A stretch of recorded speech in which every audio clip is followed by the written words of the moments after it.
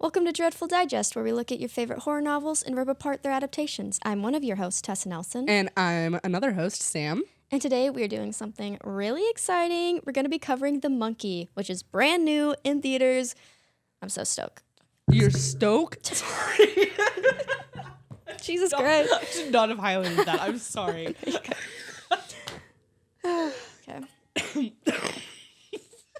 This is great. Okay. We're doing this. Okay. I'm very excited because we're covering something brand new. We're going to be looking at The Monkey, directed by Osgood Perkins, and based off the Stephen King short story. So we have The Monkey here. The monkey. We have him. He's here. I said I would get it. If you follow us on Instagram, you know I said I would get it, and he's here. we have a lot of monkeys on set. We have a lot of monkeys. If you're not watching the video, you're missing out. Sorry to say. Watch the video.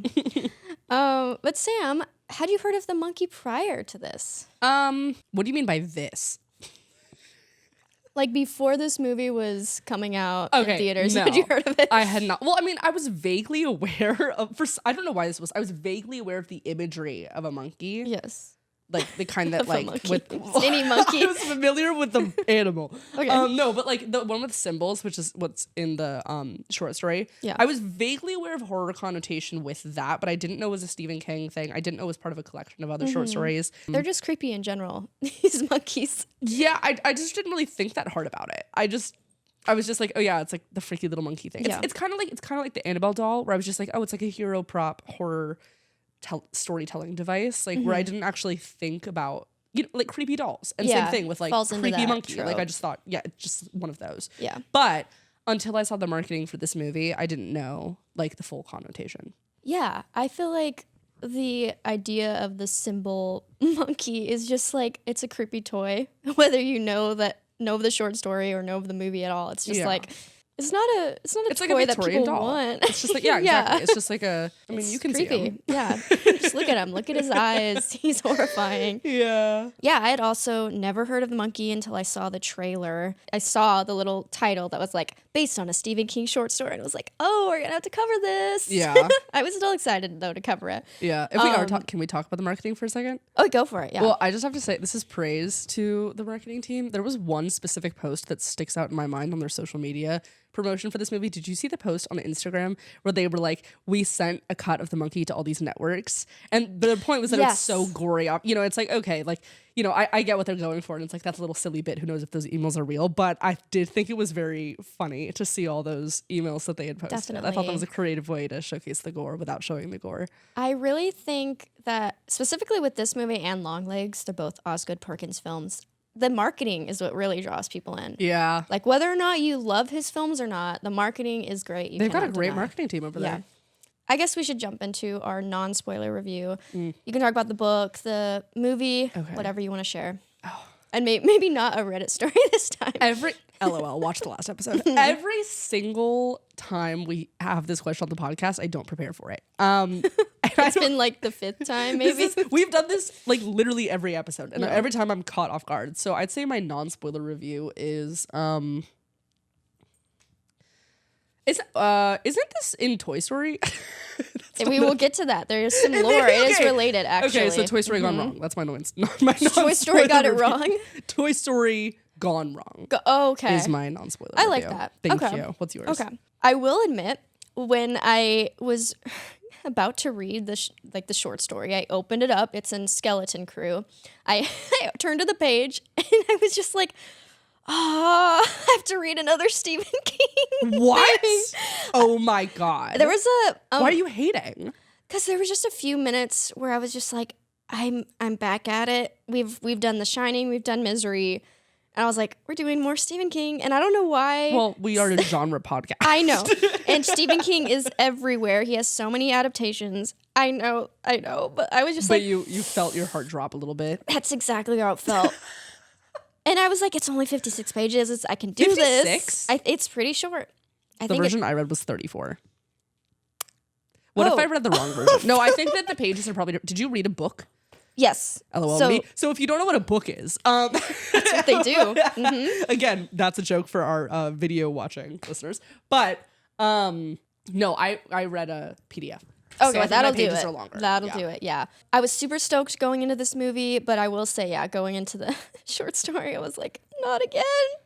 Not again. Not again, I Steven. can't do it. But yeah, the movie is very fun, very tonally different from the short story, as we'll get into. Much more comedic, and there's a reason Osgood Perkins decided to go this route.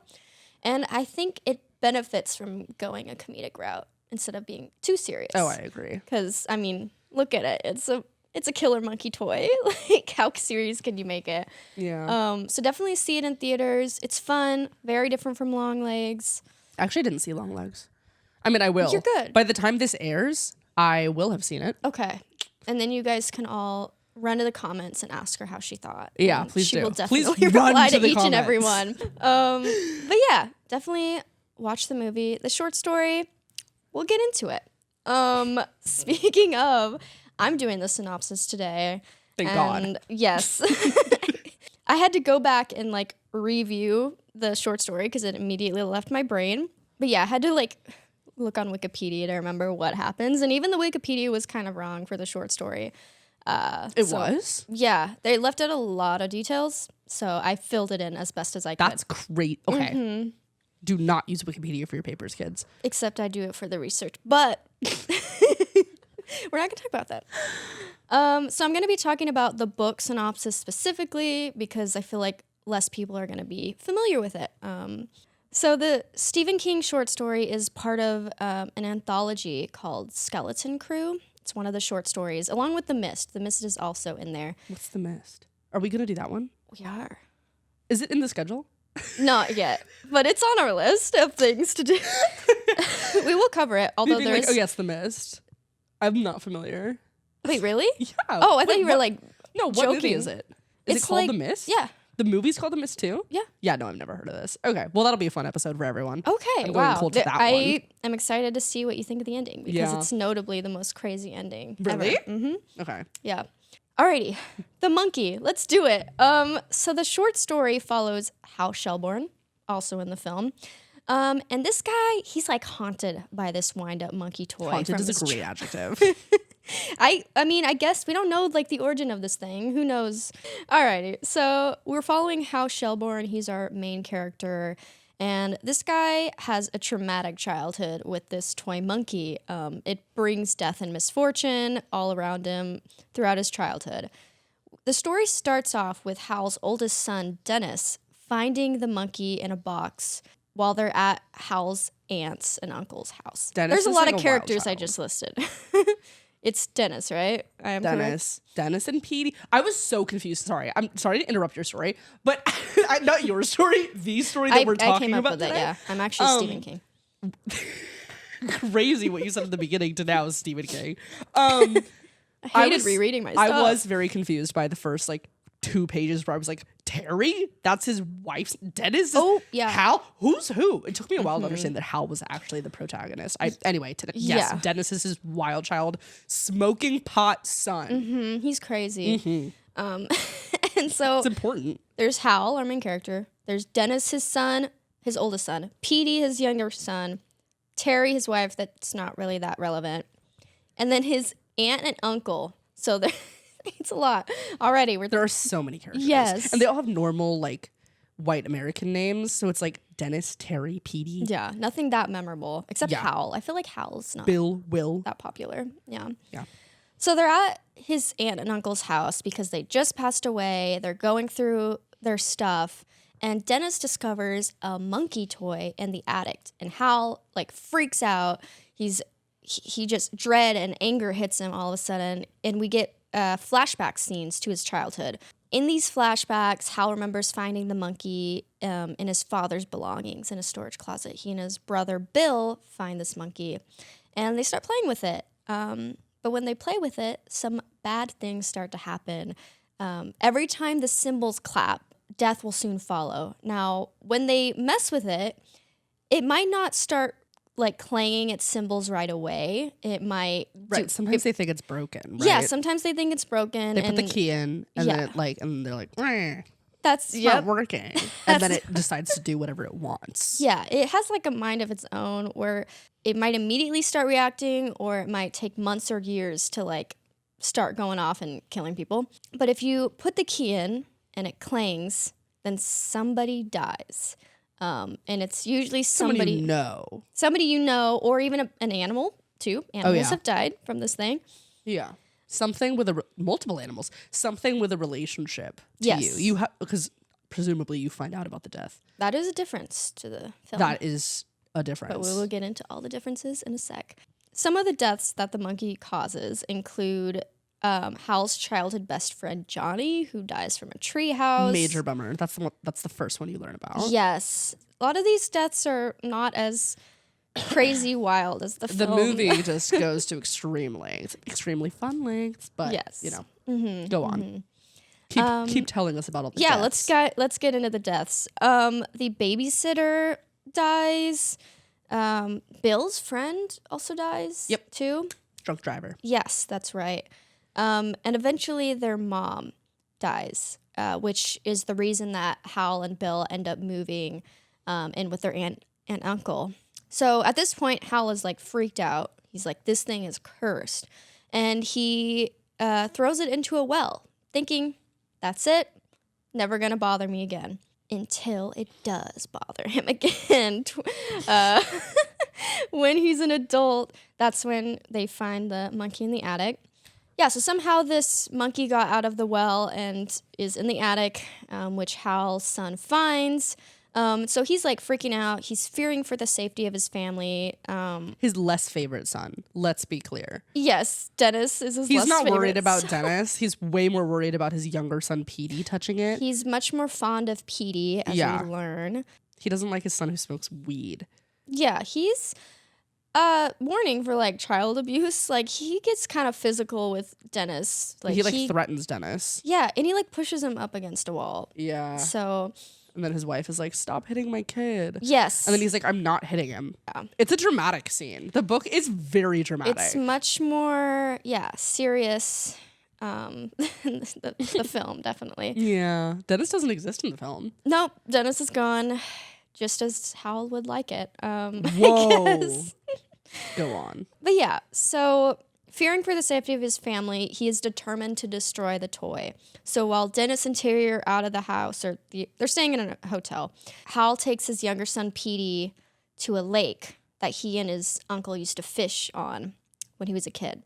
They go to the lake, called Crystal Lake, and they take this his uncle's fishing boat to the deepest part of the lake, and he chucks it into the water with it's in a bag of rocks or something. But that's not the end of it, because as soon as he tries to go back to land, the waves start crashing, it starts destroying the boat. It's crazy. It destroys the boat. He ends up having to swim the rest of the way there, but he manages to swim to the shore safely to Petey. And yeah, the story ends with a little newspaper clipping, basically explaining how hundreds of fish in the lake have mysteriously died. And that's where we leave off with the short story. Pretty simple. And the film is pretty faithful to it, I would say. It takes a lot of at least the first half. It takes the names and the premise and all that. But I mean, yeah, I think the film has a lot of fun. Very clearly it has a lot of fun. But it also just has a lot of fun playing around with the different ways people can die, and I think that's great. It doesn't really take on its own.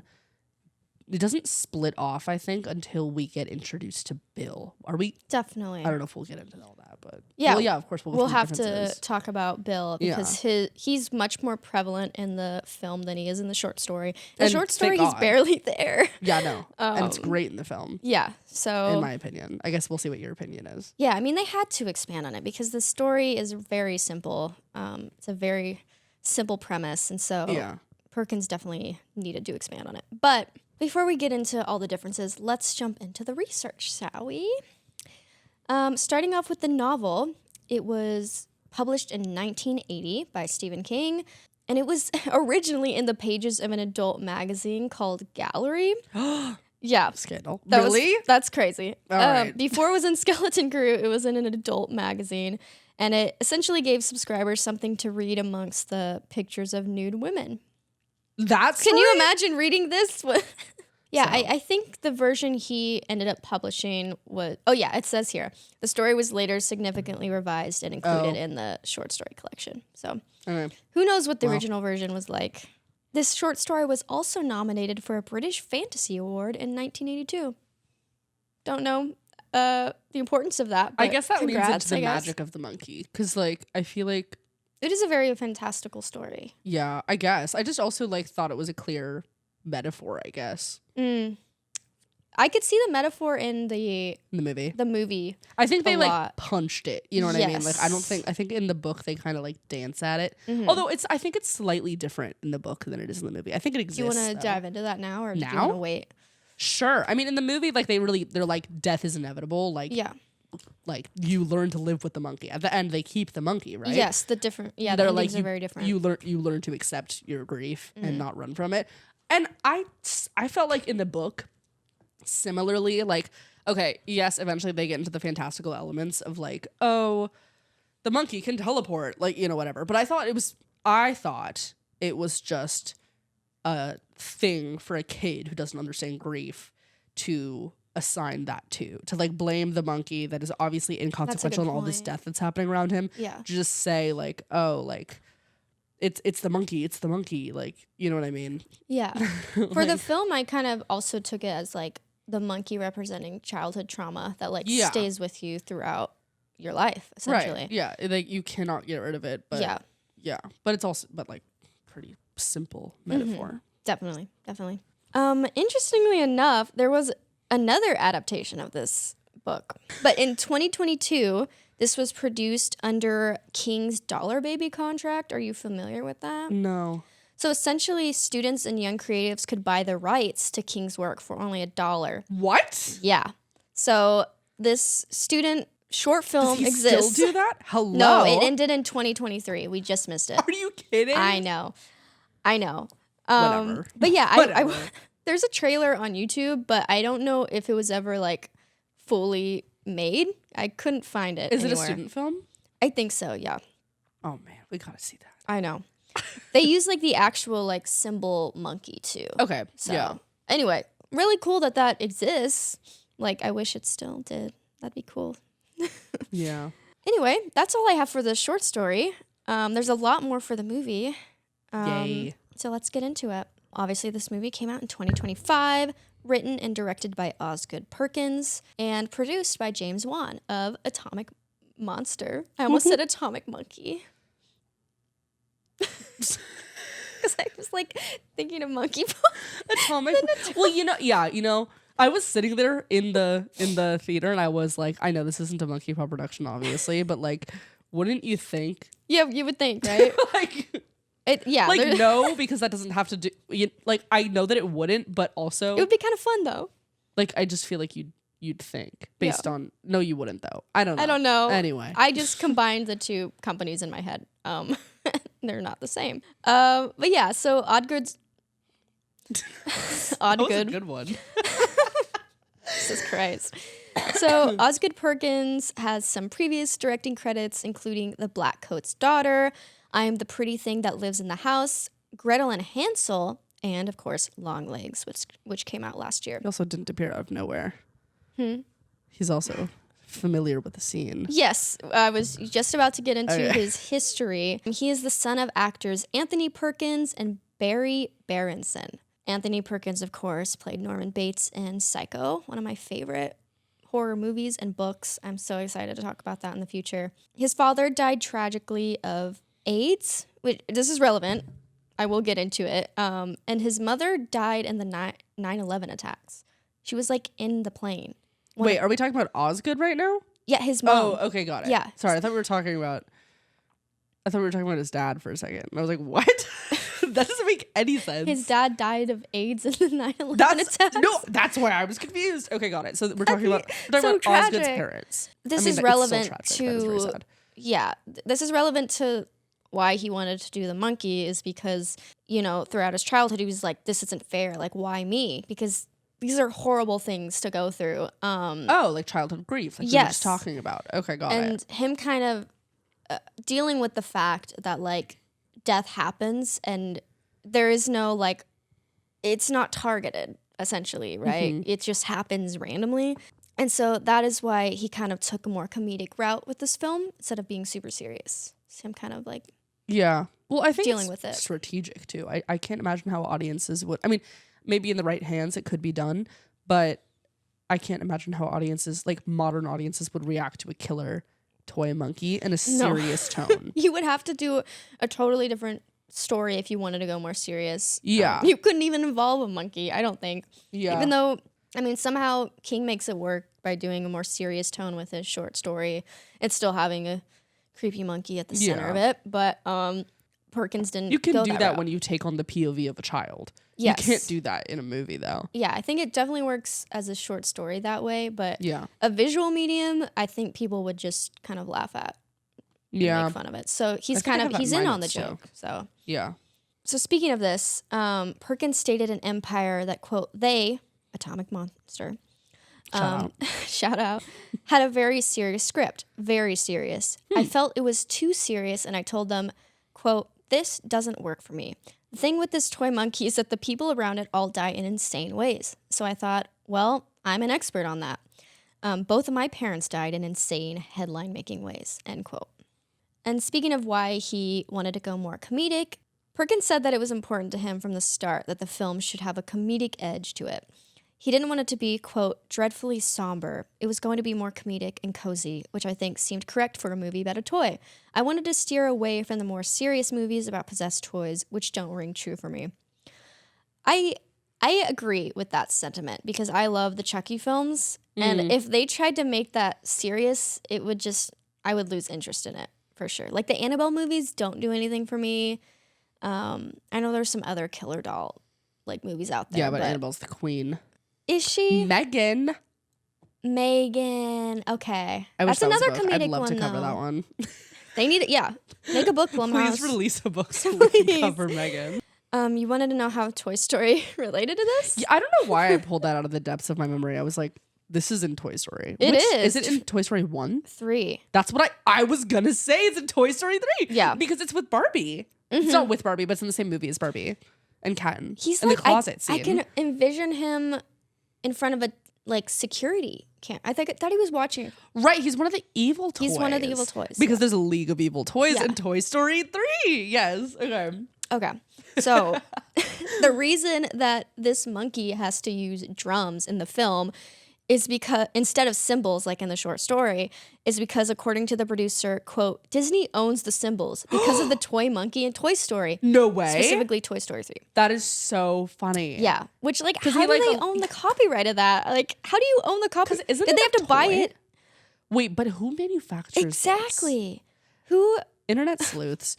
Who manufactures actual toy monkeys? Yeah, I feel like that's just a generic thing. Like, does somebody own the copyright, and did Disney have to then buy the copyright from them? I don't know how The legal drum stuff is works. creative though, because drum's because fun. it's similar in nature to cymbals. It's like, at one point in the book they mentioned like, oh, maybe you can stuff the cymbals so it doesn't, because in the book every time it hits the cymbal, sorry honey, every time it hits the cymbal, that's when somebody dies. And so his favorite son, Petey, is like, what if we put like cotton in it?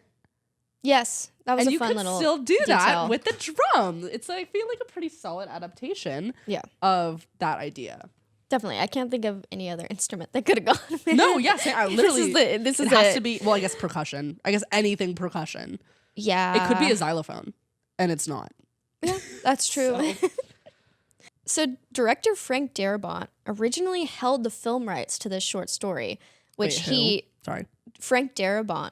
I'm hoping I say. Sorry. He did The Mist. He did The Mist, which we'll copy. cover. Okay. So he originally held the film rights to the short story and planned to begin working on it after completing The Mist.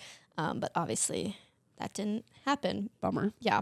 Another fun tidbit is that the trailer reached 100 million views in 72 hours, making it the most watched independent horror film trailer ever. Wow. That's crazy to me. I would not expect that from this. Well, I think it's because Neon is a pretty big powerhouse for indie distribution. Yeah. Like I wouldn't, if this was with somebody else, I don't know that they would have the punch. Is A24 still considered independent? I think by definition, yes. Yeah. Okay. I feel No, yeah, A24 and Neon are definitely like the is. top for sure. So Yeah, that does make sense. although A24 is like significantly more profitable. Or I don't know about that's the wrong metric, but it's bigger. It's has way bigger box office than Neon does. Yeah, which I like a lot of Neon films, so I hope that changes. I believe it could. And I mean, I for all our listeners out there, I did my master's thesis on Neon, so I happen to be familiar with this one. The only exception to this is Neon really took over in 2020. If you recall, because a lot of movies weren't able to come out in 2020 or they were postponed because of the pandemic, but also, you know what else came out and won a lot of awards in 2020? Parasite. Oh, Yes. that's a Neon film? Yes, and then very much so. And then right after that is when the pandemic hit, and so they like really had a good time. At least in comparison, I think, to a lot of other movies that were coming out that year. Yeah, they've quickly become like a studio that's known for their bangers for sure. Well, as a distributor, I think. Yeah, because they're just now getting right. into production. Right. Okay. So they would buy films and then okay. And I'm seated. I will be watching. I mean, Cuckoo was okay. Whoa. Sorry. I thought that's where you were going with that. No, that was one of their productions. That was a co-production with Wayfair. Or not Wayfair. That's so wrong. Oh my gosh, sorry. I've been listening to the Justin Baldoni Blake Lively stuff. Wayfair is a different place. I forget who their co-producers are, sorry. Should we not get into that? The Justin Baldoni stuff? The Blake Lively, Justin Baldoni lawsuit. Probably not. I'm hoping that by the time this episode comes out that it is still in fact in the news and not... It will be. We are relevant. We're a relevant podcast. Although it is funny that you talked about like Colleen Hoover in our first episode and then... I was thinking about that. Yeah. I was like, it's crazy that I was like, Colleen Hoover, like, what do you think, Queen? That's not what I said. But she did not say Queen. Let's clarify that. What did I was like, I wonder if Colleen Hoover feels like that guy in Misery. Yeah. That was such an interesting... I loved that conversation. That was so... and I bet she does right now. And it does relate, as we'll get into the film. One of the characters is named after Annie Wilkes, which I was like, that's a fun little... It's not even a little shout. It's like a big shout. I didn't even catch it. I'm surprised. Like, I literally don't remember this. Yeah. I believe you, though. Yeah, it's the babysitter. They call her Babysitter Annie, but then at the funeral, they call her Annie Wilkes. Annie Wilkes. Yeah. So yeah, that is all my research. Yay. Pretty short and quick. Like I mentioned before, tonally very different. This film is a comedy, a dark comedy, and the short story is much more serious, a family drama, I feel like. And so yeah, going into it, just know that it is not like the short story. But they do, interestingly enough, both deal with the pressures of being a father. Both versions of Hal deal with that. I felt like masculinity was a big theme in both. I was surprised by that. I felt that from the short story, but not as much as in the film. I agree with you. I feel like it is a lot more palpable in the short story, but I was surprised at all that I just didn't expect that to be such a focus. But I feel like it is a staple of the Stephen King stuff we've kind of like Boyhood went into. Yeah. Like especially The Shining. Like that's all that story's about. It. Right? The boys and it. There's the 4 boys. Oh wait, no, I there's 3 boys. I was thinking of the idea of being scared to be a father is in The Shining and this. I was thinking more about like I guess coming of age as a young boy.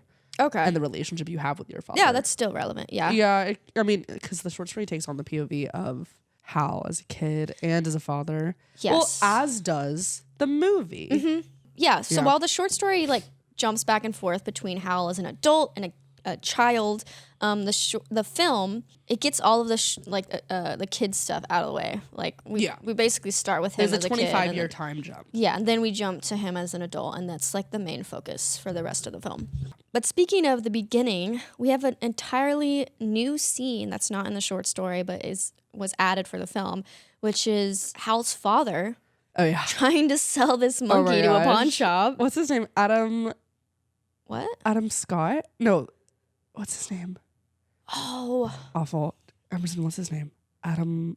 Do you know who I'm talking about? Parks and Rec. Yes. And Severance. Famously, he crushes it. I loved seeing him. I did not expect to see him in this movie. I know. I was surprised by him. And I was like, oh my God. Yeah. He's great. What was his lot name? Lot of famous actors. Adam Scott. I got it right. Adam Scott. Adam Oh my Scott. god. Okay. He's the perfect casting to set the tone for that. Him with a flamethrower. Anyway. That was so random. Yes. So basically, the opening starts with Hal's father named Petey Shelbourne. He's a pilot, and he's going to this pawn shop to sell the toy. And the pawn shop owner does not want it back. And yeah, then the monkey starts going off. And then the pawn shop owner dies in a crazy way. I think, are you going to get into it? Because you can get into it. Well, I mean, if you know Atomic Monster's logo, it's, which you should, it's like it's the suit and the guy holding the thing. And so they have, And so in the movie, I mean, okay, actually I'm speculating. Like, I hope this is not misinformation on the internet, but they have one of those suits in the pawn shop and he's holding like a harpoon gun thing. And the wire gets tripped randomly and it shoots the pawn shop owner through his stomach. And then it gets tripped again, and it pulls it back out, and it pulls all of his intestines out. I was not expecting that. Oh, it set the tone so quick. Yes. Yeah. So obviously, Petey is a bit freaked, and he takes a flamethrower. Wait, Petey? That's his. Yeah. Did you say this already? I just put that together. Yeah. So the son is named after. That's father. right. Oh, that's right. That's not a thing though in the. They book. don't. They don't really dive into the father that much. They don't really give much backstory besides he traveled a lot in the short story. Somehow this pawn shop has a flamethrower and he burns the monkey. Why wouldn't it? Anyway, so he burns the monkey. It's with a flamethrower, its skin is melting off. Yeah. It's great. That's not gonna keep a monkey down forever. Not our friend, no.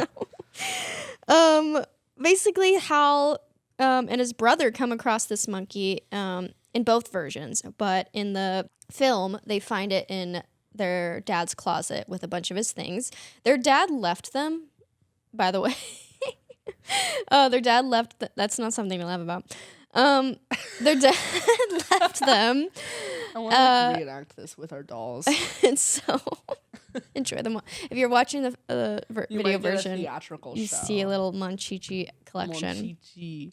So Hal and Bill, they're twins. They're looking through their father's things, and they come across the monkey, in their dad's closet.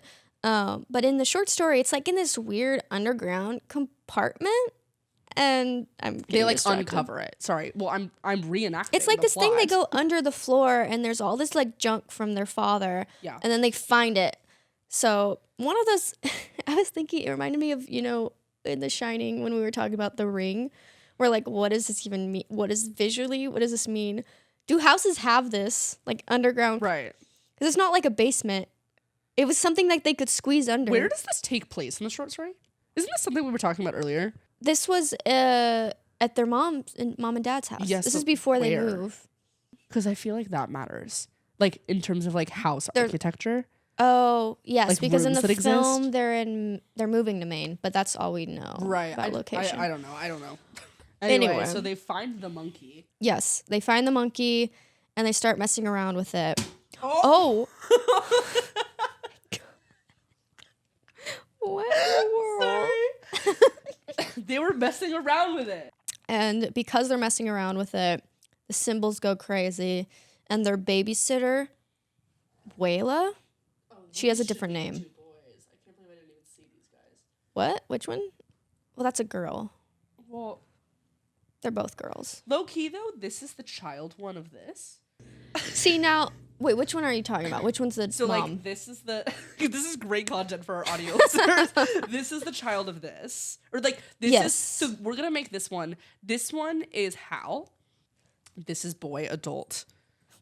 This one is we have Bill. A boy monkey here. No, that's the babysitter. Okay. Got it. This is Bill and Bill. So, but we're going to have them be kids right now. I'm just going to, yeah.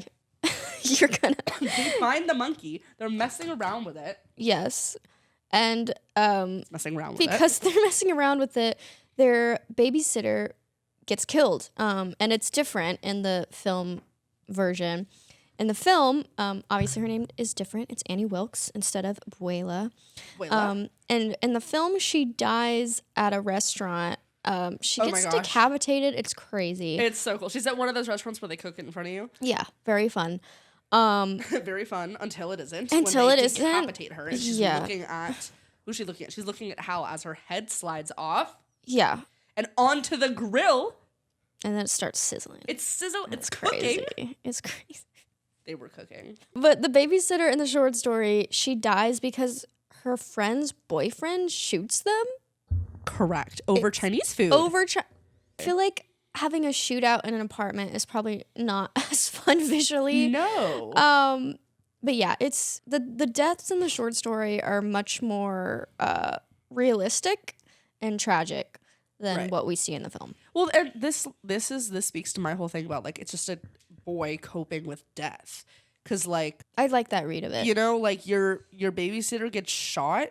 Yeah, That's probably happened to people. yeah. Maybe And not over Chinese food, but you never know. Probably, Men are crazy. certainly not. Well, that's true. but you know, it makes sense. It's like, oh, of course. He's like, it's because of the monkey. Mm-hmm. Yeah. So babysitter's dead, gone. Bummer. Die in different ways. Yeah. Also, Hal and Bill are actually not twins in the short story, right? Right. Bill is older. Older, yes. Because Bill used to babysit Hal. That's right, yeah. As soon as the babysitter died, Bill became the babysitter. Right. But he did not die. He did not. But yeah, in the film, they're both twins, and they hate each other. They despise each other. They both want each other dead. Which is funny, because they had it within their means. You don't need to, like, bring a monkey into this. You know?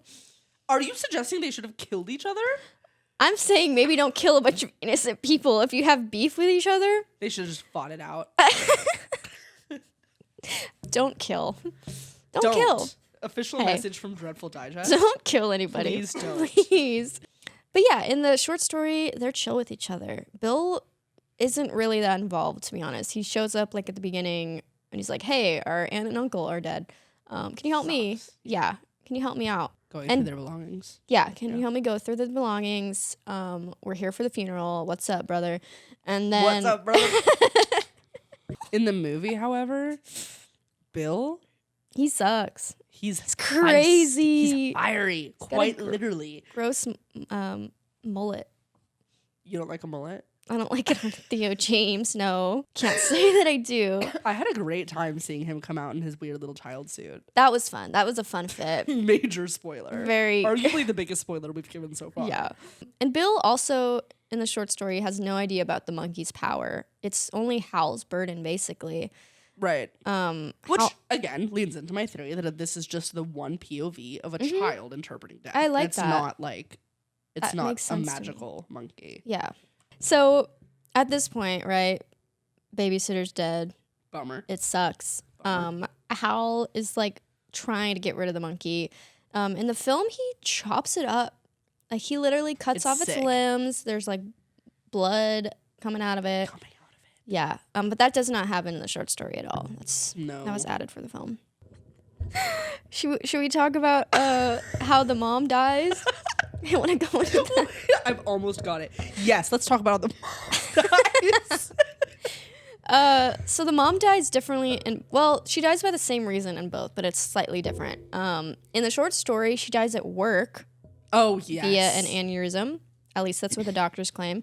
But in the film, she dies right in front of Bill, like in their family kitchen. Quite literally villain origin story. Crazy, yeah. So it leads to his character development, and it's insane. Because in the short story, like the kid can't visualize what happens because he wasn't there. But He speculates. He speculates what He's like, happens. I know what happened. That monkey was in that water thing. And Yeah. no. No, the monkey was at home, but he heard it go off, and then the mom died. But he like visualizes that the monkey was like in the water thing. Yeah, the water thing that's in every office. The water cooler? Water cooler? Yeah. Why'd you say water thing? Oh, I didn't even realize. Yeah, the water thing that's in the water cooler. The water cooler that's in the hospital. Wait, what? What is it? She's not in the... No, I'm confusing my books. Oh my god. This is a mess. This is a nightmare. Oh, Let's back up. So she has a brain aneurysm. And no, because what I'm thinking of is when the water cooler tips over. yeah, and that crushes her, right? I think the glass breaks. Yeah, because they use glass instead of plastic. That tripped me up because I was like, what do you mean the glass broke? That's crazy. So the glass kills her, but in the short story or in the film, she just starts like bleeding out of her face, eyes and her ears mouth while she's making devil's food cake. Devil's food cake. He's the devil. Devil theory. I think you're right. Demon theory. This is so silly. Another difference is that Uncle Will from the short story was renamed Uncle Chip. Which is for the best. Because it is, when yeah. I was reading, this upset me that Stephen King named a character Bill and then his uncle is Will. Excuse me? That's the same name. Why can't we have different Maybe names? he was named after him. He was named after his uncle. Maybe. I haven't heard of that Unbelievable. actually being a thing. Not realistic. No. I don't know. That could be a thing. But I think being that named Chip is it less made it confusing realistic. for me, a speed reader, when I was like, Bill, Will, and I was like, Yeah. what? Too many Also, characters. I have an uncle, shout out to my uncle, who changes his name every few years. I think. He did Wait, once. what? Yeah, so I have an aunt and uncle named, right now they're named Will and Kate, but a few years ago, they were Like Bill the and show. Kathy. Like the show. Like the royal couple. Will and oh, What do you mean the show? I don't know what I'm thinking of. No, you're thinking Will and Grace. No, so my aunt and uncle, they're named Will and Kate. Shout out Will and Kate. Kate plus 8. That's what I was thinking about. That's what you were thinking about. Just continue with your story. And Too many names. But a few years ago, they were Bill and Kathy. And so I'm like, that's the same person. You know what I'm saying? It's the same name. Yeah. So why did he do that? So why did your uncle change his name? why? What do you mean? Why would he do that? Why not? I thought about reinventing myself because like my full name is Samantha.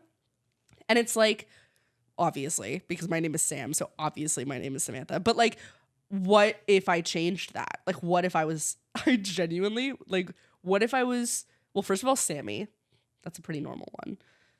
I like Sam better. No, I know. For me specifically, Okay. Sammy is weird. Yeah. I would never do that. Mantha. No. Bad. Or going by my middle name. But like, you know, all that to say, I didn't like Uncle Will, and I'm happy we changed it to Uncle Chip. Okay. That's your hot take. That's my thesis. Okay. Yeah, so different name. Uncle Chip was played by Osgood Perkins, by the way. Fun little cameo. He's barely in it. Wait, really? That's him. That's funny. Yeah. He also dies differently. So in the short story, he kind of, it's like hinted at that maybe he might have died via the monkey's powers, but we don't know how he dies, right? Uncle Chip dies through the monkey's powers in this film after Bill turns the key. We don't really know how. It does this like quick cut to like his funeral picture, and it's pretty funny. beat, It's a little fun. It's a good joke. But in the short story, we don't know how they die, like how Uncle Will and Aunt Ida die. That's not explained. It's speculated, but not answered. Yes, yeah. In both versions, after their aunt and uncle die, that leads Bill and Hal to like reconnect, essentially, to like Yes. they meet. Well, But it's different. in the movie, Bill kind of strings him along, and he like calls him, and like they're estranged in the movie explicitly. Yes. Hal has a lot of shame, I think, about the death that he's experienced, whereas Bill basically steps into it as a form of power that he yields, that he has the ability to control life and death via the monkey. Yeah. Because the person who turns the key is never killed, according to him. That is the biggest twist. That's how the film really deviates from the short story, is they make Bill more of a character, and he's like utilizing the monkey Yeah, he's using it to enact revenge. Yes, because he blames Hal for killing his mom. Yeah. Which is different, obviously, in the book, because in the book, like, Bill forgets the monkey is even a thing. Yeah. Even when it's on his, because I remember, because when the mom dies, the monkey disappears from the shelf, and Hal notices, but Bill doesn't even notice that the monkey disappears. Okay, yeah. That's like a thing. Bill and Hal in the short story go to their aunt and uncle's house to Well, Hal is more just like going through the attic and sorting things. Bill, I don't know. He's there for the funeral. He's there. He exists. And so, like I mentioned earlier, when Hal's in the attic, going through their things, Danny's son finds the monkey. But in the film, it's like lost. Bill is trying to find this monkey. Trying to find the monkey. But similarly to the short story, we find out in the film, this is a little out of order. Sorry. Yeah, we're going all out of order. But Bill, in his quest to find the monkey, goes back down the well. He travels down there, and all he finds is the key. So he's like, that monkey, it teleported. But I have this key. You'll tell me back when you're ready for me, basically. He, like, thinks he's kin.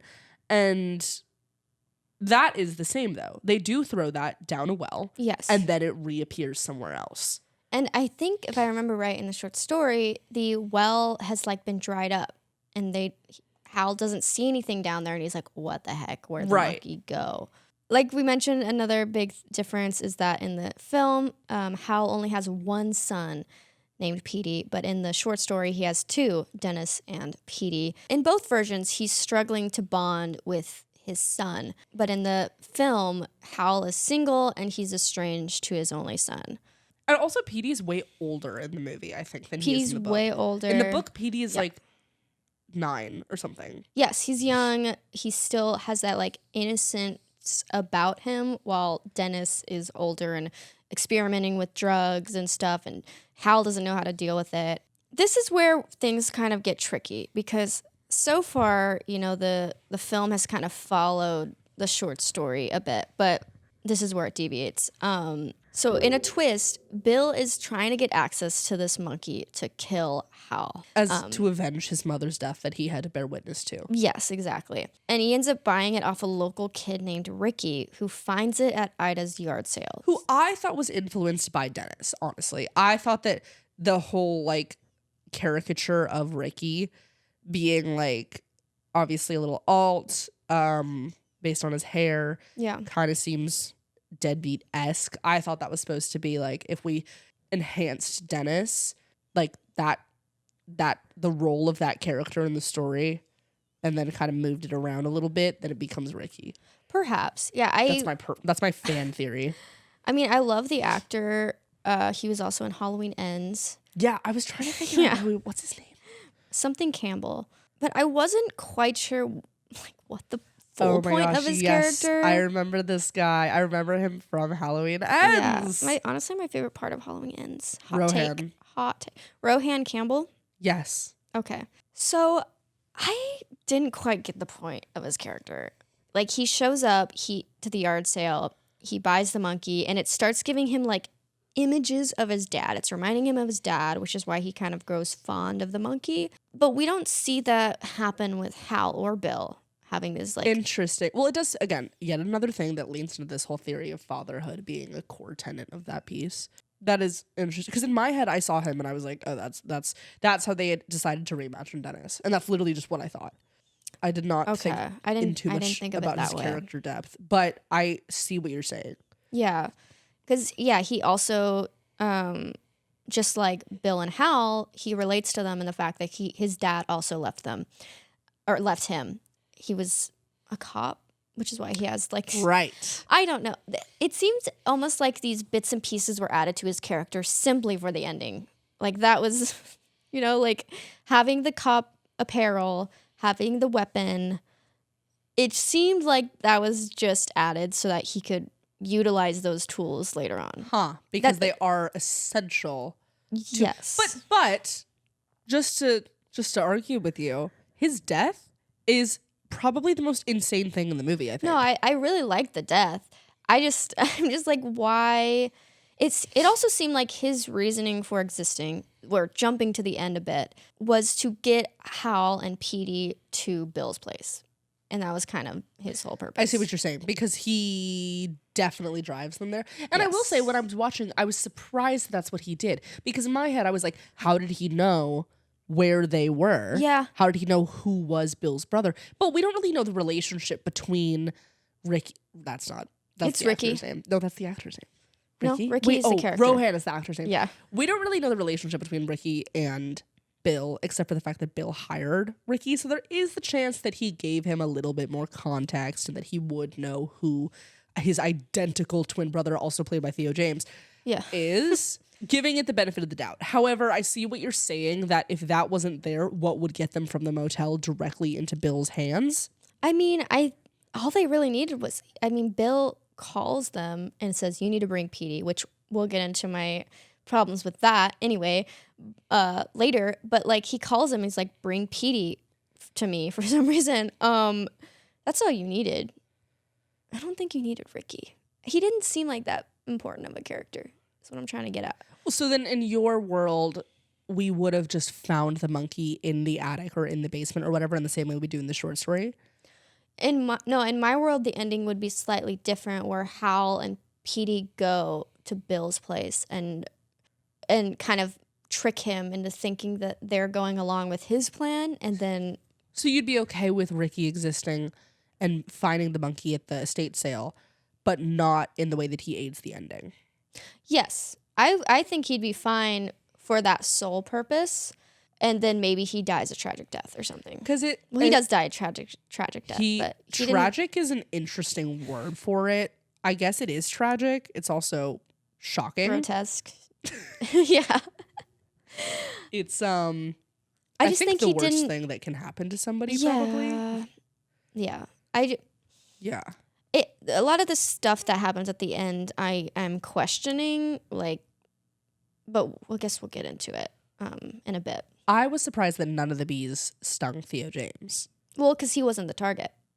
They can do that? I think that the death comes after one person. No, I get that, but the bees? They're being manipulated by the monkey's powers. So you believe in the monkey's powers? In the film, yes. In the film, yes. In the short story, I think you can interpret it like how you were saying. And Okay. I like that. Okay, so the magical monkey is like, kill, and then it sends the bees. Yeah. I mean, bro can control living things. He can control inanimate objects. So why do you think the monkey never selects? Because I always felt like in the short story, like, its victims are kind of random. Like, it's all related, yes, but it's not like he's like, kill the babysitter and the babysitter dies. Whereas, and in the movie, they're like trying to target specific people. Why does the monkey never actually kill Hal? There's no reason not to kill Hal in the movie. Me and Disembodied Voice were kind of... Oh, were you talking about this? We were talking about it a little bit in the car. Where we think like the monkey kind of stands Hal a little bit, right? Was that your theory? I have a new theory now that I've been listening to you talk. I feel like I think maybe he accepts, like, how his mom and, like, the two of them were, like, sitting there after. I think he might accept death, like how she said, where it's like an accident where he didn't. Oh. Bill can't accept it. That is so interesting. But I mean, because there is very clear visual cues in the movie for that, like turning one way to the other, and like. And how, like, at the end, the pale rider was there, and he gave him like a little nod because he's like, "Oh, we're chill." Yeah, and also like Bill, literally at their mom's funeral. That's a really good interpretation of it. Yeah, that makes sense. Yeah, I like that. I hope that was picked. I'm sure that wasn't picked up. Yeah, we'll see. It's just gonna be silent and us being like, yeah. I think it does. I think it would. I hope so. But essentially, like, the biggest scene that supports that is at the mom's funeral, where Bill literally stands up and he's like, "Mom, wake up!" Like, yeah, he does not accept. He can't accept her death. And I think Hal is much more. He understands it more. He got the lesson the mom was trying to teach, like, death is random and it happens to everyone. Yeah. And Bill just can't process it. Right. So I liked that theory. That wasn't a question I had of, like, why the monkey wasn't going after Hal. I just was like, you know what? The monkey vibes with Hal, maybe. I don't know. No, I actually think you nailed it. Yeah. I think that's what the movie's about. Yeah. I think that I didn't think of that until we just talked about that, but I think that it's clear, it's cinematic. It's like, this is the consequence if you go down this route, this is the consequence if you don't take the lesson, et cetera, et cetera. clearly manifested in two characters, both played by Theo James. Yes, very teaches you a different lesson. takes. Like, Yeah. I loved nerdy looking Theo James. Oh, I feel the opposite. I liked him in the child suit with the mullet. That was sick. So is that your The type? music? No, on record, no.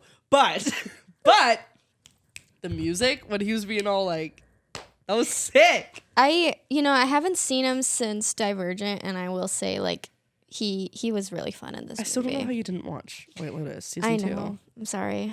You're missing out.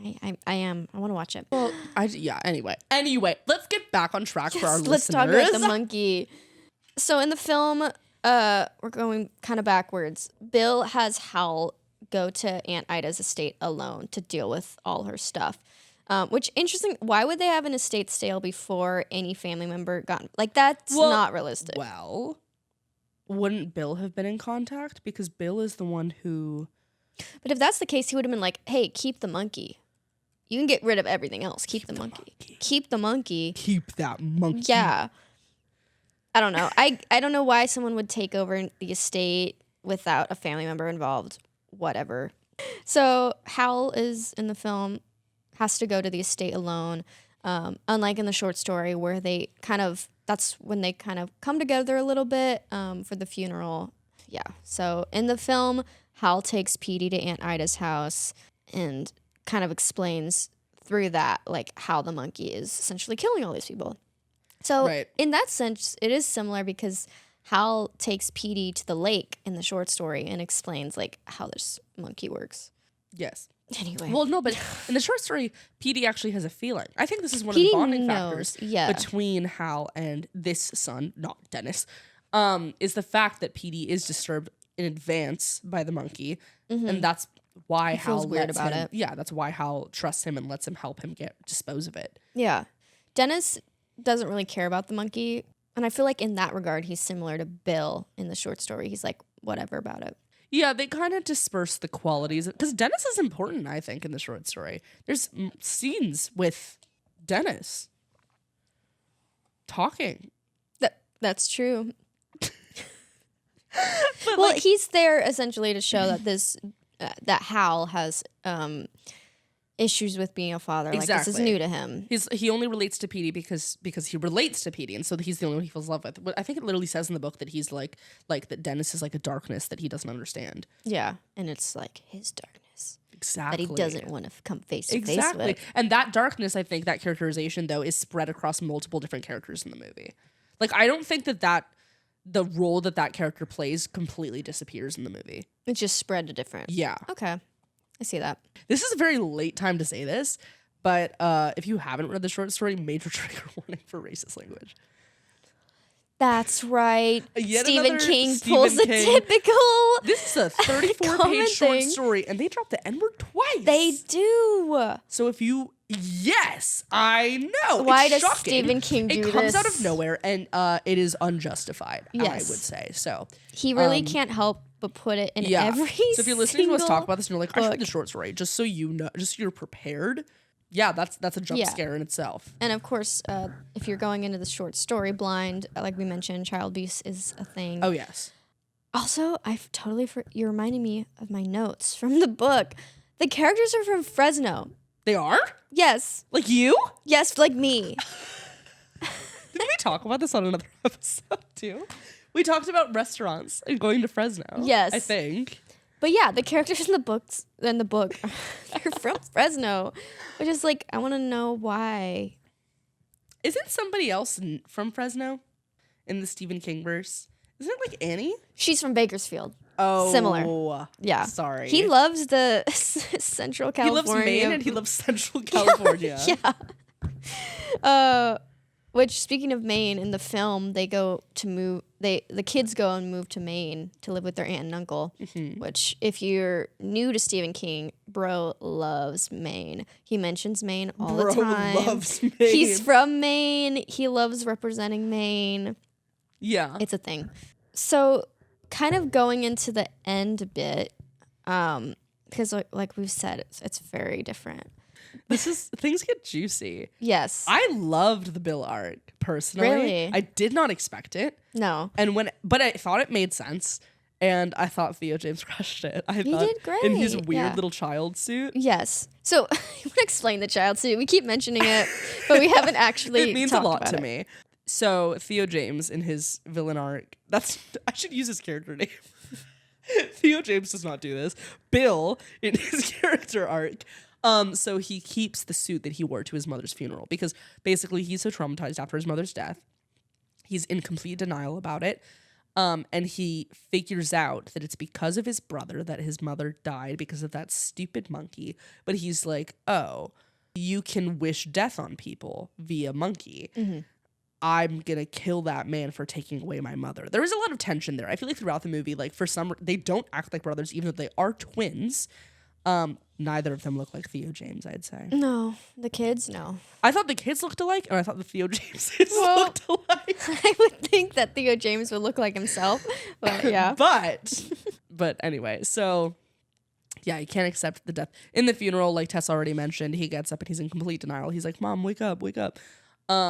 And he keeps this suit for so long. When he finally gets the monkey again, he re-sews his childhood funeral suit from his mother's funeral into a new suit that fits him and looks sick.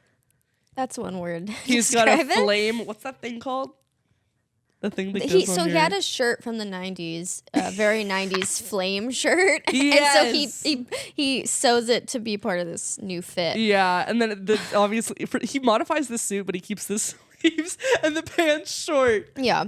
So And he just has his mullet.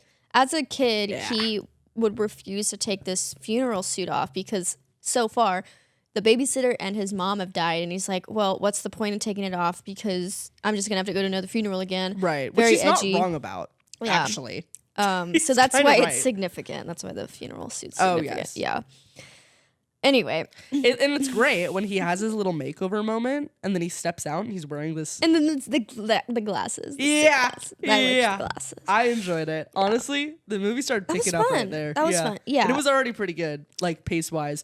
But I was paying attention. Yeah. Me and Disembodied Voice kind of talked about how. You both didn't like Bill?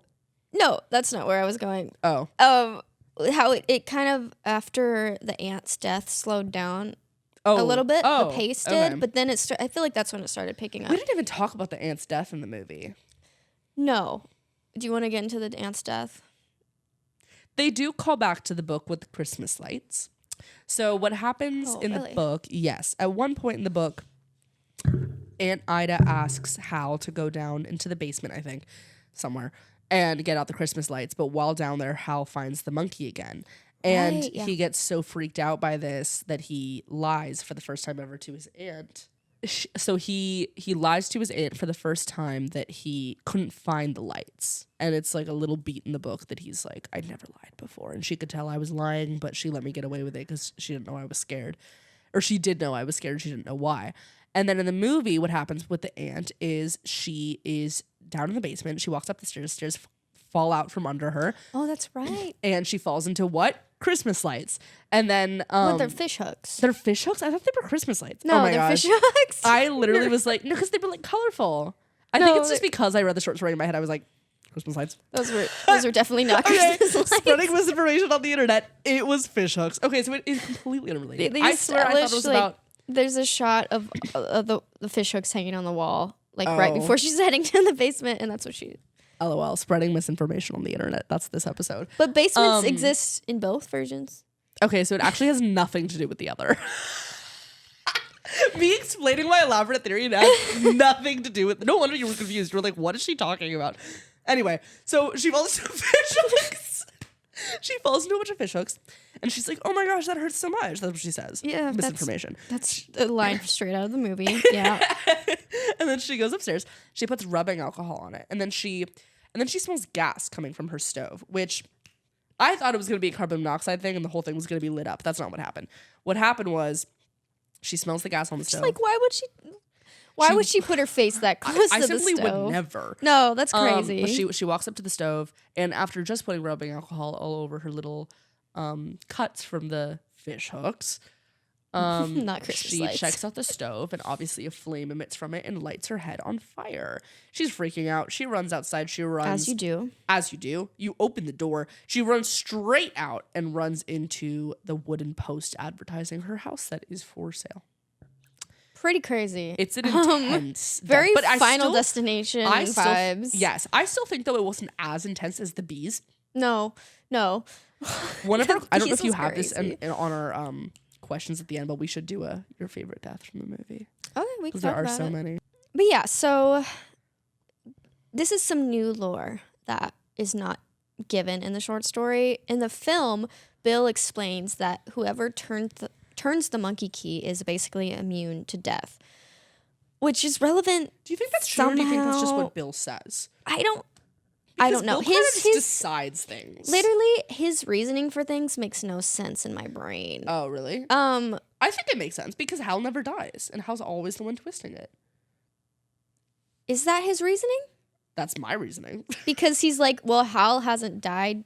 Therefore, the person who twists the key dies. But he should, all this could have been cleared up if Hal had just told him, no, I wasn't trying to kill Mom. What?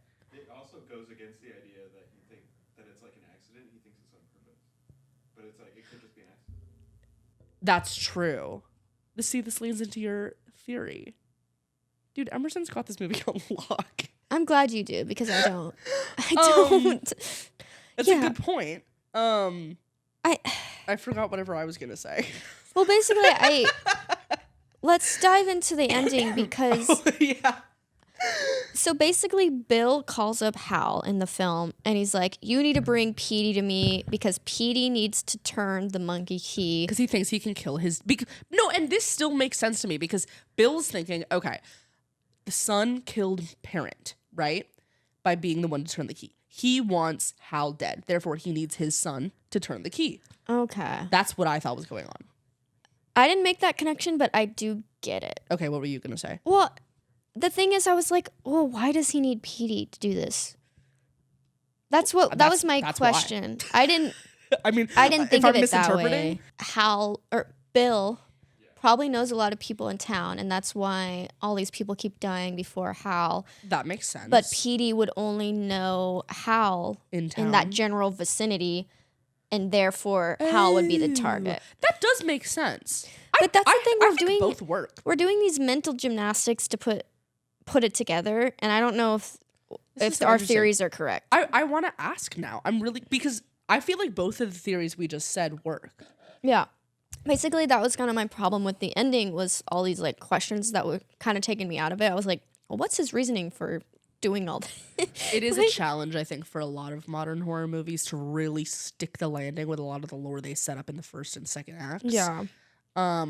It felt a bit scrambled. Like the way it's a mystical monkey. Like I don't think they would be like this is exactly how it works. Also, I think that Bill that's is fine. wrong. I'm fine. I don't need like detailed explanations to how this monkey works. I just was like, it kind of seemed, it just, I didn't see the point of needing to get Petey involved. That's what I was like, did I miss something in his phone call to Hal? Am I missing something? To your theory, to both of your theories about, Hal is the only one that Petey knows in town, and Bill doesn't know that there's Ricky. But Bill also knows Hal and knows that Hal's in town. So by that theory, why couldn't Bill just turn the key and kill Hal? Well, that was part of it was like, well, Bill, we're assuming, has lived in this town. Hal has moved on, living his life elsewhere. Wherever But Bill he is. seems like, Bill to me has the vibe of someone that stayed in his hometown and didn't leave. And so therefore it makes sense that he would know a lot of the people in town. Crazy, We're really trying to like make a theory here based on clues.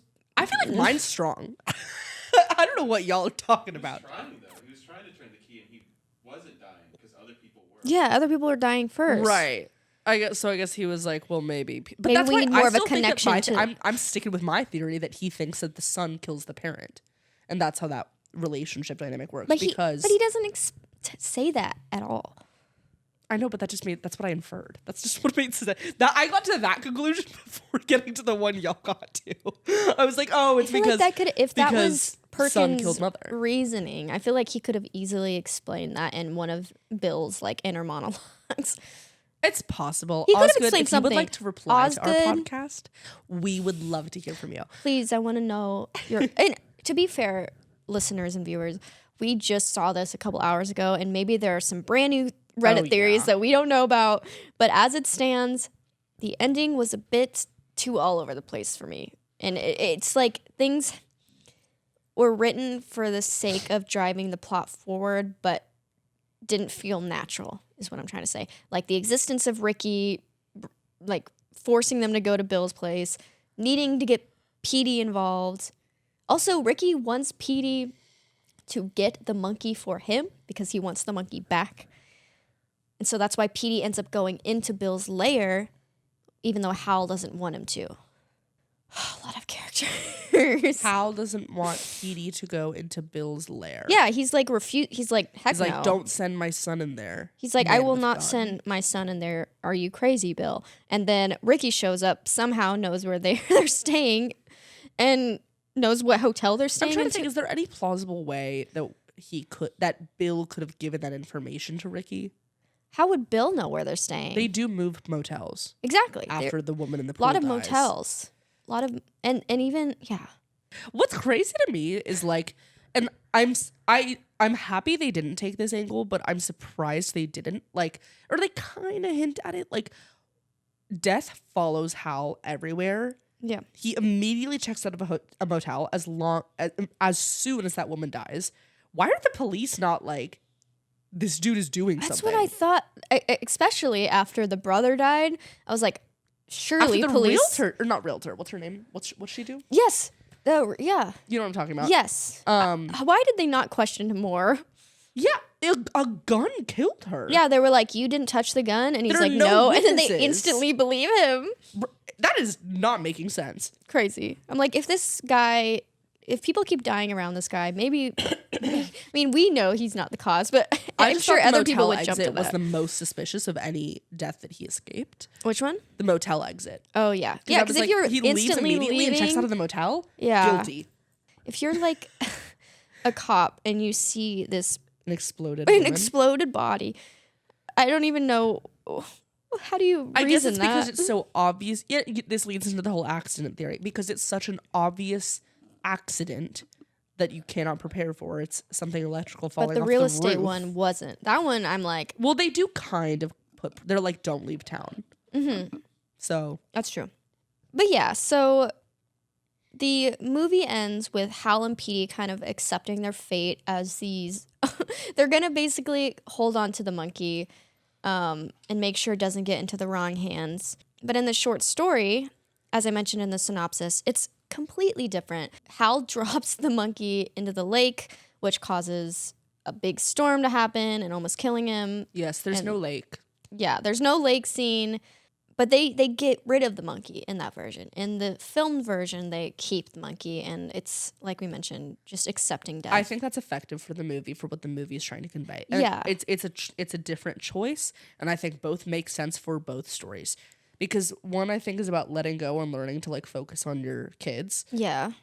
Because I mean, he's like, I need to swim back to Petey. I can't let Petey see his father die out here. Yeah. And then the other one, obviously, is that they learn to keep and live with the monkey and grow beyond. Both are very effective endings. But that, in a jumbled mess, is the plot of both versions. And That's the monkey. That's the monkey. Any final thoughts that you want to convey before we move on? I hope we explained everything correctly. I It's feel a like lot. we skipped a lot of things. We kind of sorry.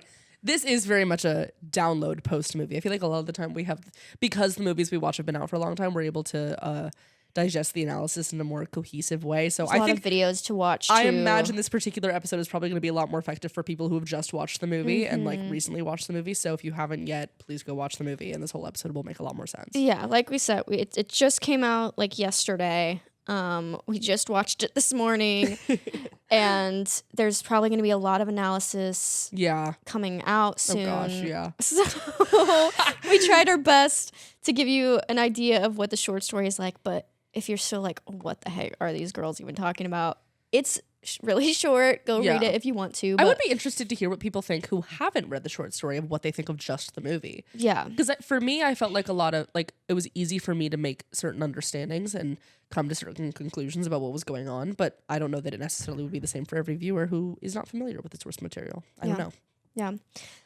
I mean, talking to some people that have already seen it, people really like the film, and if that's the case, the short story is very tonally different, like I said, so you're not going to be getting like some funny haha moments. It's different. It's the deaths are more real and tragic, and it's definitely a family drama. A lot of internal battles within Hal. Yeah, but you know, get an audiobook from your local library and give it a listen. Check out Skeleton Crew. Or read a book like a real adult. Even though I love audiobooks, sorry. Yeah, I'm like, we listen to audiobooks. Yeah. We utilize audiobooks. Alrighty. Just ingest media, and our pod will be happy. Yeah. So, speaking of which, what do you prefer, the film or the book? Oh gosh, the film. It's very hard. Yeah. Yeah, I had a great time, and I think that for the weaknesses that were present in the film, they took a lot of creative liberties and creative risks that really paid off. Whereas I think the short story, while good quality, of course, is a straight shot drama, like you said. I don't think I think that what makes this story modernized and good and, like, you know, of importance to modern audiences is this particular film interpretation, like we talked about, and learning to live with grief. I feel like that's something that can be, that, you know, like we said, it means different things, but I thought that the film did a great job at some hard things despite some weaknesses. Yeah. I would definitely revisit the film. The short story is simple. There wasn't much where I like latched onto that I would want to revisit, I guess, if that makes sense. But the film, I'm like, I could definitely see myself rewatching it, even with my issues and questions and stuff. It still is a fun time. We didn't talk about the bees. The bees. We do kind of have to talk about the bees. Yeah. So Ricky shoots his gun. He has a gun. Yeah, again, You should another see the thing movie. where it's just like, he's scratching his head with the little pistol, which is like, why? This guy's so stupid. And then, like, that's, you know, funny bit, haha. Yeah. Oh my gosh, when he didn't die from that, I was like, oh, you got me. Yeah. Best jump scare in the movie, by the way, is when the realtor shows up. I wanted to make a note of that. Nothing is scarier in this movie, and when that woman in the red lipstick just jumps up and goes, that was the thing. The only jump scare that really got us, I think. I jumped in the theater. I saw you. But yeah, the bees. So he shoots the window accidentally, and we see like the hole went straight to this wasp nest, and you just know what's gonna happen at that point. Well, you sort of do. I did not expect. Oh, yeah. Well, I mean, like, you know that the wasps are going to go attack him or whatever. But not in that way. Right. Yeah, Not in that way. Basically, one by one, they they speed out of their nest right through that little bullet hole in the glass, and they go straight into that man's mouth. Disgusting. Down his throat, deceased. And then they start crawling out of his skin and out of his mouth, and his face starts, you know. Yeah. I'm just like, apart. how did they all fit in there? And it's like, well, they didn't, because they have to come out now. Yeah, it's time to leave. It's time to leave. This is not a where's hive. my queen? Yeah. This is not my nest. Anyway. That's what I'd be thinking if I was one of the Insane. wasps. Alrighty. Well, that is all we have for the film and the book. All the differences. You ready for the this versus that? Are you ready for the this versus that? For the this, that. For the this versus that. A lot of T's. Alrighty. So this is kind of a me question. Okay. Wait, why? You'll see. Drama? The monkey versus Chucky. Oh, now is as good a time as ever to say I've never seen Chucky. Really? Yeah. Well, this question isn't good. Okay, the monkey versus Megan. Oh my god, why would you do that to me? I have to. Oh gosh. They're both so fun. I don't know. I had a great time watching Megan the multiple times I saw it. You've seen it multiple times? Yeah, I went to a few preview screenings before I saw it twice. Oh my god. Before going to the actual Blumhouse screening. Oh, tough choice then. I've only seen The Monkey once. I want to give The Monkey more of a chance, but Megan has characterization. She does. She is a character. That's why we love her. So, I feel like I have to say Megan because of that. Okay. Because the monkey doesn't have sass. No, he's just there. The monkey, with his little drums. I mean, that's the whole point of the monkey is he is kind of indiscriminate. Yeah. Whereas Megan has a point to be made. She has an agenda. She has an agenda. Yeah. She has a purpose. I respect a woman in power. So for that, I have to go with Megan. You don't respect a monkey in power? That's crazy. Wow. I don't know. Cymbals versus drum. What did you prefer? Oh, well, is I don't care an option? Sure. I'll take that for this one. I just think that, like, it works either way. Yeah. I will say, like, cymbals is, like, I'm pretty sure that's the actual toy that it's Yes. based on. So, like, I feel like COG. probably that. However, like I said earlier, I have no problem with the drum. I think it's a solid percussion adaptation that performs the functions necessary for the character. So I am pretty neutral. Okay. I will say I was wondering why the little what are the little The thing is not in its hand. The what's the drumstick? stick? The drumstick. The stick you put on the drum, the drumstick? The drumstick, why does it spin in his hand? I thought that was cool. What's the point? Little trick. People do that. Yeah. That's me doing the trick. I thought the trick all you needed was that's a trick right there, banging the drum. No, it isn't. It's not cool. He can I go, think it's cool. Rock on. Boom. Oh, that's what he's doing, Bang. like Yeah. how drummers like spin Yes. it. Bang it. Yeah. That's what the monkey's doing. He's rocking out. He's rocking on. Ours is. All right. You said you haven't seen Long Legs. That's correct. So this next one doesn't work for you. Yeah. Am I being a problematic co-host? I haven't seen 2 of the movies that are referenced so far. I was going to ask the monkey versus Long Legs, but Yeah, I haven't seen it. so I would go with the monkey. Long Legs, I mean, in both versions, I have issues with some choices. And I will say that's probably why Osgood Perkins hasn't stood out to me as like a iconic horror director that I'm excited to see. Wait, you feel like the monkey doesn't have purpose? No, I felt like it had some like confusing things. Oh, it that, wasn't like, a straight line. wasn't as strong. It wasn't like a strong script for me. Neither was Long Legs. There was some things where I'm like, I probably would have changed this or whatever. And that's just me.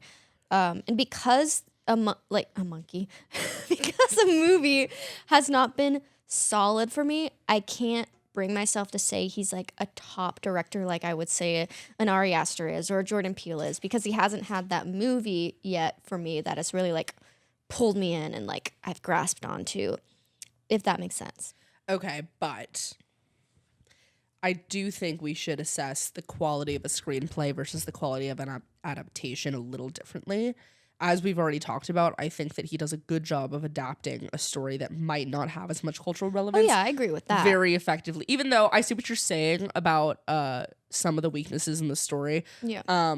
But I wouldn't think to compare something like The Monkey to an Ari Aster movie just because it's like, No, you know what I'm saying? what I mean is like Ari Aster, Jordan Peele, Robert Eggers, they all have that movie that like really. But none of those are adaptations. No, I'm not saying that. I'm not going off like You're going off adaptations. Long Legs. in I'm just going comparison to off those. films that they've written, directed. Oh, okay, got it. Like Ari Aster loved Hereditary, loved Get Out, loved Nosferatu, The Witch, whatever. Like there was something that a movie that I grasped onto that made me excited for their future stuff. And what I mean is that Osgood Perkins, he's had a lot of popular horror movies come out lately, but none of them have really made me latch onto him as a director that I'm excited for. Is what I mean. I'm not saying he's not good at adapting. Like we've said, we really like this movie and it's fun. But some of the weaknesses I just hold on to a bit, and I can't like look past them. I need to watch Long Legs and report back. Yeah. Anyway, that is our episode. Wait, favorite death? Favorite death. I think the bees is probably my favorite. The bees is shocking. I'm trying to think if there's. I did like the vape death. Gross. The vape. I forgot about the vape death. You want to explain the vape death? Well, a man inhales his own vape. Yeah. So Hal works at a grocery store, and his manager or whatever his manager he's sucks. Vapor. What do people call that vape? Vapist. Vapist. A man who vapes. The one who vapes. The one who vapes. He vapes, and it gets like lodged in his throat. Yeah. He like crazy. The monkey is like that one. Yeah. And you just see it like sticking out of his neck, and it's crazy. Yeah.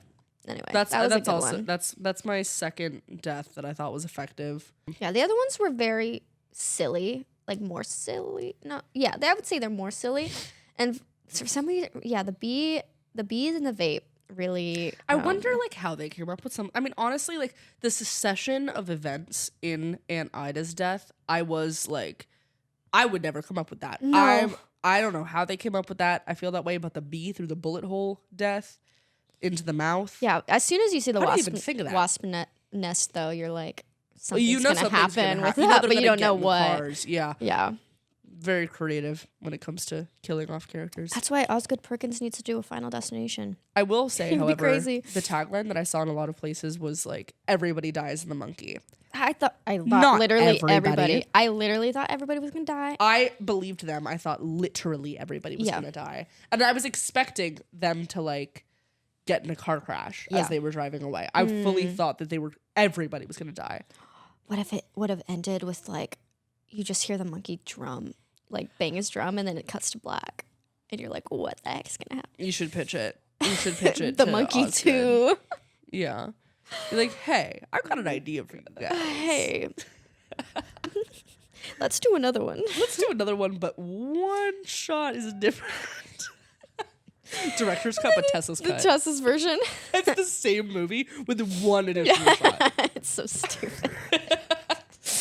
Anyway, join us for our next episode. We're going to be starting our series on Rosemary's Baby. We're going to have a special guest on. So read the book. We're going to be checking out the movie as Seriously, well. read the book. It's very good. One of the best horror novels, truly. And yeah, there's also the TV show we're going to be covering. So a lot of Rosemary's Baby content coming your way. Follow us on @DreadfulDigestPod on Instagram, TikTok, Facebook, wherever. And yeah, we'll see you next time. And there's the monkey again. That's the ending you wanted, right? Yeah. Boom. Oh.